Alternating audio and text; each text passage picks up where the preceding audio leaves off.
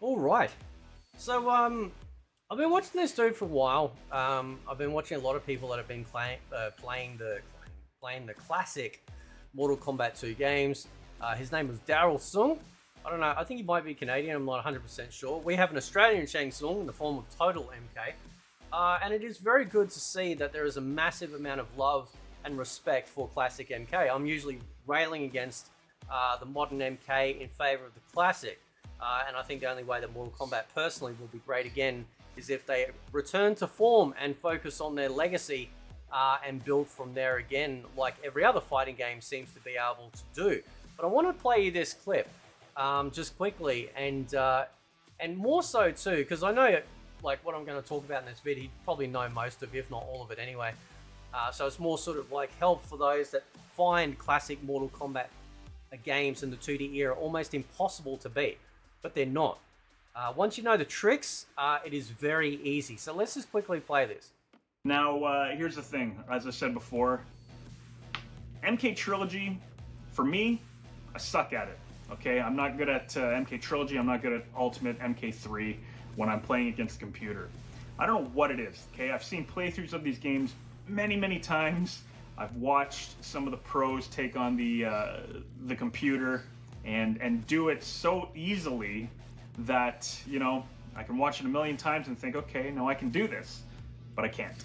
It's been 30 years or whatever since the game came out, 28 years, whatever it's been, and I've pretty much just accepted the fact that I'm not going to get good when I'm playing the computer at this.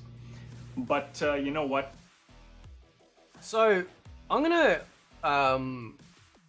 talk about the baseline. So I figured out a very long time ago. When I was playing these games in the arcade and then of course at the home, especially on home console, because it was very easy to, you know, figure out what to do with all of these things. Because now we had unlimited access with not needing to put money in the machine to constantly play. I figured out a long time ago some of the AI techniques that the games use. Obviously you have to cheese these games because these games were designed to steal your money. Literally steal your money. Right, that's as easy as I can make it, right? So anyway, we're gonna go around this, and of course I'm gonna leave MK2 some of it till last. But every single game has a baseline AI that you can defeat it without even needing things like special moves and using every single character. But MK2 is the exception. Okay, now we're starting with Mortal Kombat 1. Alright, the base AI, by the way, all of these games, as soon as you get to the third fight, it kicks into high gear. Don't even bother with difficulty setting, it's a waste of time. Right, it's just a waste of time. Right, it automatically kicks into very hard, and that's just how it is, right? So with Mortal Kombat 1, it's very easy, right? You generally have the jumping trick, right? So you either jump back, jump forward, jump kick, jump back. They might throw something, depending on the character. It might even be a character like Kano, where you might block their ball, and then punish, do the sweep, force them to jump back, jump kick, jump back, jump kick, jump back, jump kick. Easy. That's it. Every character, right? Everything else is just gravy on top of that, okay? With Mortal Kombat 2, there were actually 2 baseline AIs in the game, right? And the first AI, which is I think more than half the roster has access to, very easy, right? So what happens is, by the third fight, which is usually the Wasteland stage on a fresh reboot, what happens is that when you jump back, the computer will either jump forward immediately, pause, or jump. Generally, what I've noticed is that if you're crouching and they walk forward and you jump back, the AI will pause for a second and then do it, and then of course it's very easy. This was a really good way to get to Shao Kahn, and then by the time you got to Shao Kahn and you want to see other characters that you couldn't use as easily in the roster through the battle plan, you die to Shao Kahn, change to that character, beat Shao Kahn, get the ending you want to see, right? It was a very easy way to do it. But ever since Mortal Kombat 2, I have been working on and trying to figure out the base AI to defeat it, right? And so, like, when you jump back and they jump forward in MK2 in the first AI, you can punish them however you want, right? You can get really creative. The second one, it's a little bit different. Moving on to MK3 specifically, right? MK3 is very easy. Again, once the AI kicks into hard, the computer will start running in, right? It'll start really utilizing the run meter, right? It'll run in, and you can do two things, obviously, and both work together. Generally, what you do is you sweep, right? So they run in, you sweep. If you sweep again, right, and you keep catching, keep sweeping, just keep sweeping, right? The AI will eventually go, oh, they keep attacking me, I'm going to jump back. Now, what happens a lot is that they'll run in, and if you time it right, you can get them with a roundhouse kick. This applies to every character. There is a singular AI in MK3, just like in MK1, and in MK3, when they run in, roundhouse, sweep, make them jump back, wait for them to run in again, roundhouse, sweep, and then everything else outside of that is just at your discretion. You want to throw out a fireball, see if you can catch them, or stuff like that. Sometimes as Kabbalah might do his dash and try and catch them as they hit the ground. So then I can do that awesome massive combo that got nerfed in Ultimate MK3, where you could catch them on the buzzsaw after the jump kick eye blast, right? So this is what I really love about like the MK3 AI with Motaro. I think it was basically stacks on with like small combos. So get in there, run in, ba ba ba, run in, ba ba ba ba, run in, ba ba ba. You know, if you're noticing that he keeps grabbing you out of a certain combo at the end of it when you go to do the last hit, just modify or maybe leave that last hit off. And then Shao Kahn was very easy, right? There's two techniques I've noticed with MK3 that might, I don't know if that still works in Ultimate. The one that definitely works is the crossover kick technique. Alright, so if you get in a position when you're able to eventually jump over Shao Kahn, he goes to attack you, leaves him vulnerable, do a crossover kick. Jump immediately over him again to do another crossover kick, and if you time it right, he'll turn as if he's trying to then get you on that side, and then you crossover kick him again. Right, and you just keep doing that. Right? You can still hit like a hammer, right? And obviously a lot of us, you know, you get off your game or you're just not thinking straight, you can just absolutely pummel in any of these games, you know, just because sometimes you can just take it for granted and it's just like, hey, you know, I'm still boss here, right? Now, Ultimate MK3 changed something, right? Ultimate MK3 was then carried over to MK Trilogy, added the ability to do a vertical jump kick and then lead into your standard combo, or jumping in with a jump punch to then lead into whatever combo that you had available for your character. But the thing that's really interesting about the AI in Ultimate MK3 and Trilogy is that the computer would square off. So once it hits into very hard mode, so third fight, what would happen is that you can walk forward, they walk back. You walk back, they walk forward. And you can do this the whole fucking match, right? Because the computer reads it as in you retreating, so it's going to chase you. If you get too close, it'll immediately attack you. So that's why you never get too close. You kind of keep it a certain distance, right? And then it's kind of like a pull and push type situation, all right? So then I'm thinking, okay, how do I get the computer to attack me to get into the rhythm, right? So what I've learned is that if I do a jump kick back, do a jump, and then I throw out a kick, the AI thinks I'm making a mistake or attacking them, it throws something, right? It'll throw whatever projectile it has. Block it, duck it, doesn't matter. Then the computer generally will run in, right? If they walk in, sweep, sweep, force them to jump back. If they run in, you can do a sweep, sweep, force them to jump back. Or if they run in, you can uppercut. You can actually do this with every character. It is the baseline AI default beating mechanism for Ultimate MK3 and Trilogy, right? They run in, uppercut, sweep, forces them to jump back, run in, uppercut, sweep, forces them to jump back. Now, of course, if you're trying to speed run through some stuff, obviously characters like Scorpion are really good because when they do the jump back after the sweep, you can get them with the harpoon, you know, and then obviously do that. But this is the baseline that applies to every character. This has been my thought process since Mortal Kombat first came out. Can we beat the game with every single character without the reliance on special moves to get around the cheese? And the correct answer, well, not the correct answer, but the answer is yes, you can, because I'm proving it, right? I've been uploading videos of my playthroughs in MK2. Obviously, I'm weaker on the non-cheesy AI, and we're going to get to MK2, don't worry about that. And of course, with Trilogy, which is exactly like Ultimate MK3, right? Same technique, right? when you get to Motaro, you just do the jump, vertical kick, do your combo, right? Go on in, run in a little bit, jump kick, do the combo, right? And just cheese him that way. Shao Kahn, again, doing the same thing with a crossover kick. Sometimes you can actually run in, like in MK3, you can run in, uppercut, so if you get a chance to uppercut, run in, uppercut, run in, uppercut. Sometimes you'll actually catch him, right? Because you're getting him in the animation that as you're running in and you're going to attack, he's opening himself up to counterattack, and you can usually nail him as well, right? So that's two techniques for Shao Kahn that you can use. Now, going to MK2. Oh boy. So the second AI is basically AIDS, right? It is extremely difficult, right? Which is why generally you would use a cheesy AI, first AI character to get to Shao Kahn, die, and then, you know, change to another character to see their ending.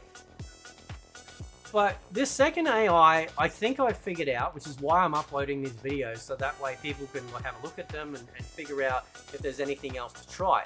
I've noticed that the second AI characters, so if you're using characters like Liu Kang, Kung Lao, Katana, Melina, Raiden, these characters, generally the AI can sometimes fall for the projectiles or other special move attacks more easily than the first AI ones. You're never going to nail somebody with the freeze, you're never going to nail somebody with the harpoon or the spear in MK2 with those characters unless it's part of some sort of juggle. If you force the computer to jump in or you somehow get them in a juggle, that's the only time. They'll always block it every single time, right? So what happens is that the computer will walk in, thankfully not running in MK2. A couple of things I noticed. Sweeping, the same sweeping trick still works. Sweep, sweep, sweep, sweep, sweep, motherfucker, until they jump back, right?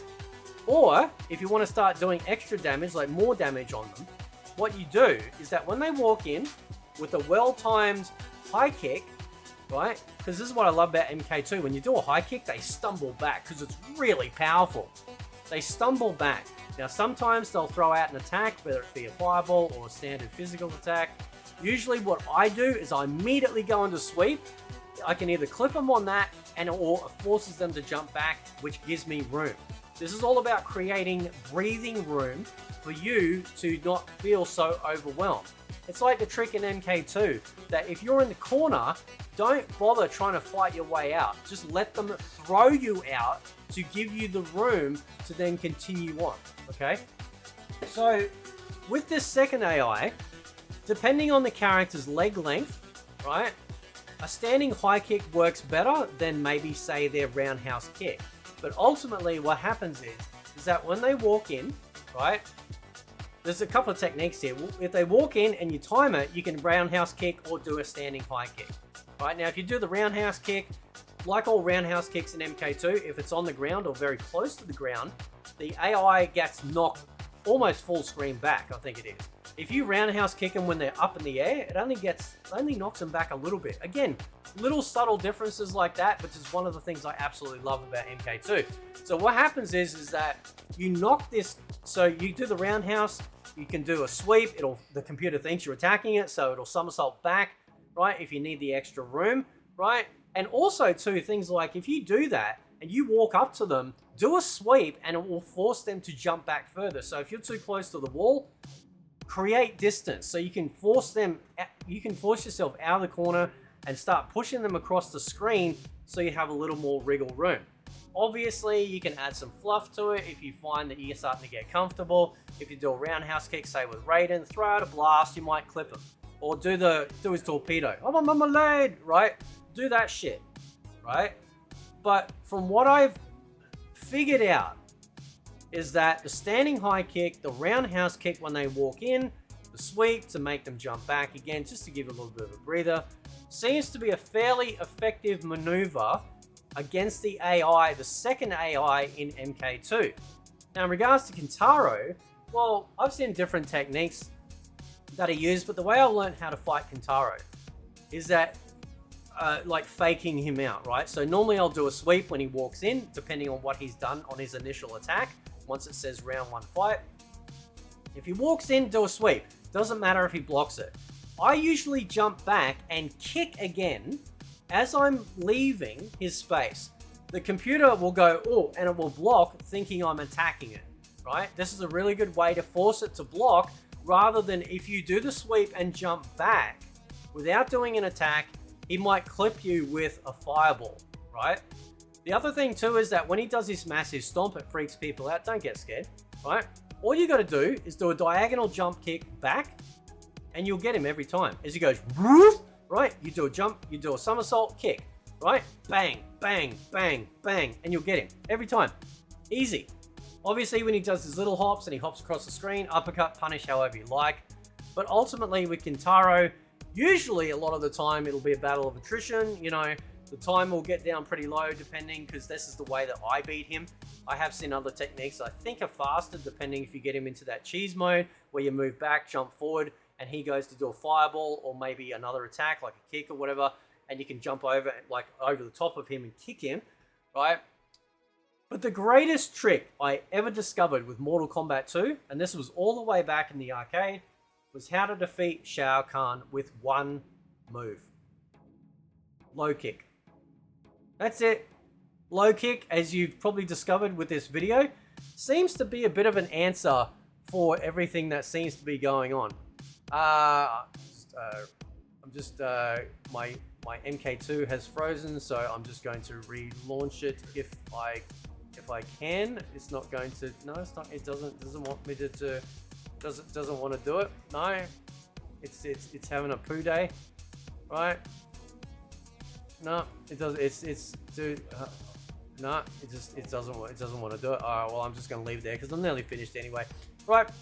So I'm running MK2 through the 32X in the Fusion Genesis Mega Drive emulator.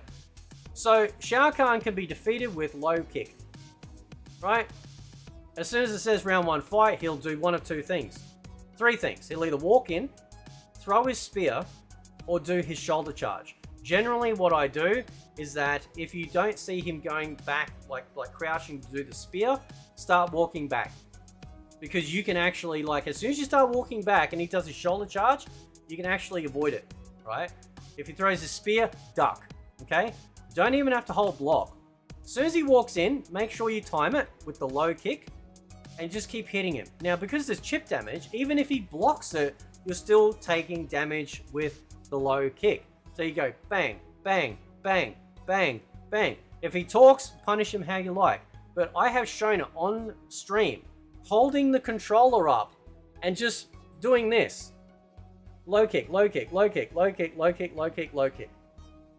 That's it. So all the fear around the classic MK, like the 2D MK games, right? And I understand because, like, you go, oh, well, I want to play this one. I want to jump in, do this. No, the computer is like just, you know, it's like God. It just knows everything you're going to do before you do it, right? So you have to cheese it. And that's when I realized that if you find the baseline attack method for every game, you can beat the game without even having to bother using special moves or being fearful of whatever character you choose, except for, say, MK2 with obviously the way that sort of works. So that is my breakdown of Mortal Kombat 2's AI, Mortal Kombat 1's AI, MK3 Ultimate and Trilogy's AI. I never cared too much with MK4. I think it was basically kind of like a combo thing, running combo, I think, from memory anyway, with MK4 and Gold. But ultimately, the base AI is very easy to cheese. But what I mean by that is that, base, if you got no special moves, can you beat the computer? It doesn't matter what character you choose, and the answer is yes. It doesn't mean to say I'm an expert, right? It doesn't mean to say that, I get it right every time. I have obviously been struggling when it comes to the second AI when I do my runs. I'm getting a little frustrated, right? But ultimately, I wanted to showcase this to you guys. Not only that, but of course also Darryl Tsung's video. Please go check him out and subscribe if you love his content over there. that when he mentioned the trilogy thing and how he found it difficult, I thought, oh yeah, that's kind of my wheelhouse. I know how to get around that. And once you get in the flow, in the rhythm of it, it's very easy. And that same AI you apply to Ultimate MK3 as well.